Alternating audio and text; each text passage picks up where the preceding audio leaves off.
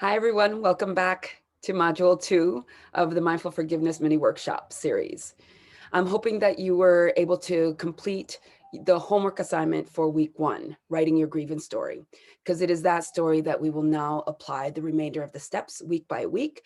And then at the end, see if this story has given you any sort of relief or at least an understanding of the process so that you can join us for a live group in the future. So Module 2, we are focusing on grief and revenge fantasies. So let's start with grief. Life gives us never-ending series of losses. Everyone whom we love will be lost to us eventually, unless we die first. Along with our growth, our loves, and our accomplishments are the losses that go hand in hand with loving and with living. And our attempt to cope with these losses and to regain our equilibrium in order to go forward is what we refer to as grief. This is not a grief workshop. Again, I'm not a therapist, and this is not a therapy session, although this process might feel therapeutic for many of you. But it's important that we understand that grief is a natural process, an important process, and a vital process to this forgiveness program. So the grief process, if complete, ends in forgiveness. Forgiveness begins with the grief process. We cannot finish the grief process without forgiveness, and we cannot start forgiveness without the grief process. So pause here for a moment and consider these 4 statements. Again, these 4 statements are coming out of the Stanford Forgiveness Project and Dr. Luskin's work on Forgive for Good. So consider that.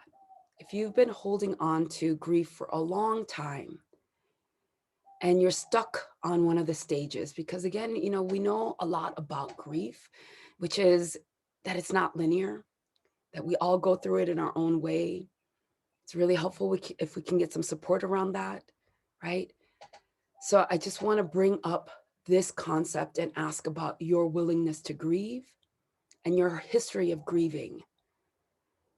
I mean, it's built right into that first module, the grievance story. Grief is built right in there. But what we are going to be focusing on during this workshop is the 4 metrics of grief.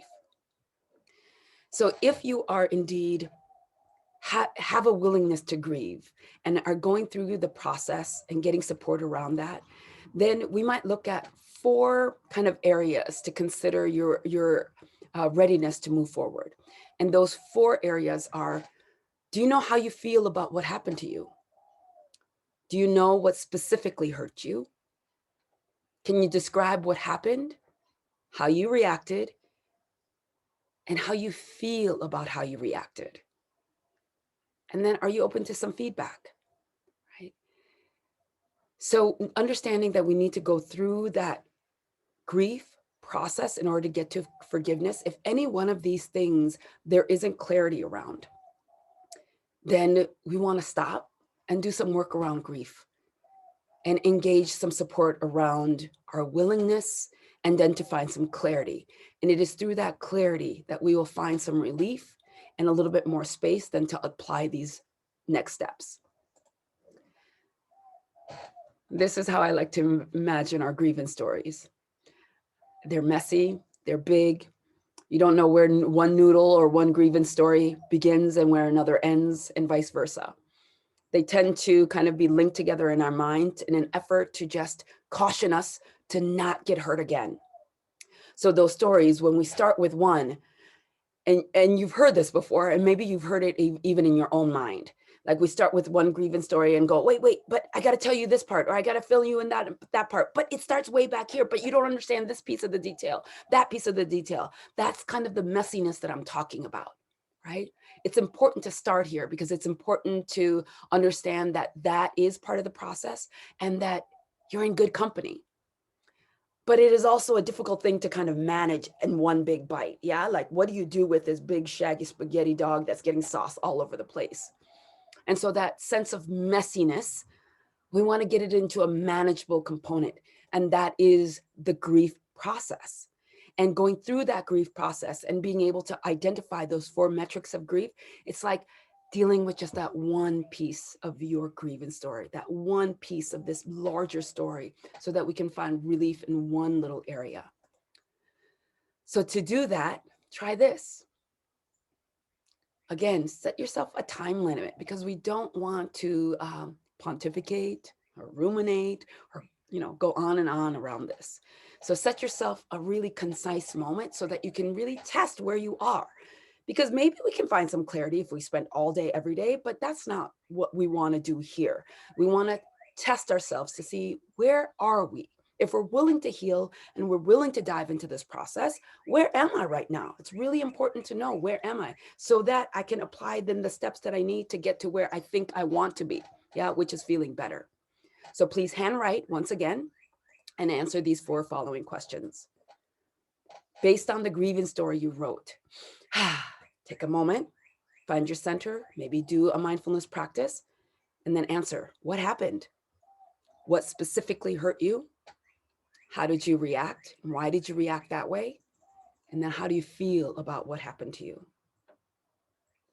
And then after you've written that, put your pencil or pen down and just kind of notice, how do you feel? And do you feel differently from when you wrote the grievance story? So checking your 4 metrics of grief is a really important process and an important step in this process. Once you've determined where you are and you've determined that you are indeed ready to move on, then let's get to it. The next step, revenge fantasies.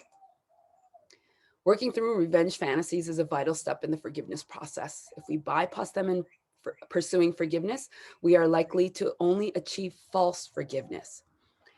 So let me ask you, when you saw the words revenge fantasies pop up, either in the memo that I put up this morning, or on this slide, or in the title card, like, what's your relationship with that? What did you feel when you saw revenge fantasies pop up? Yeah.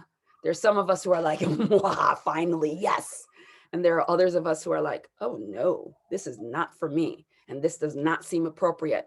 Or, any varying degrees of self-talk around revenge fantasy. Just notice what self-talk you had around revenge fantasies. And is this worth it or not? Yeah. And then I'm going to try to sell this to you. So if you are in the camp of, nope, this is not for me, this is why the research finds it important. These are the findings. The revenge fantasies are fantasies of turning the tables on our offender. Because again, our grievance stories has this villain who hurt us, which puts us in a powerless position. So revenge fantasies are about your mind trying to kind of turn the tables so that we can regain the sense of power. Yeah. At this time when we didn't feel powerless.